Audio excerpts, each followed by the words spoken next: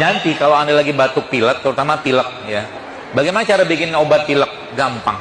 Ambil ini, ambil teh hijau biasa gitu, campurkan kapulaga sedikit, campurkan bunga lawang sedikit, campurkan cengkeh sedikit, campurkan serai sedikit, udah jadi obat pilek.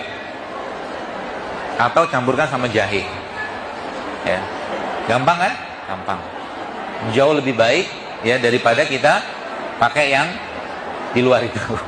Ya. Itulah pokoknya.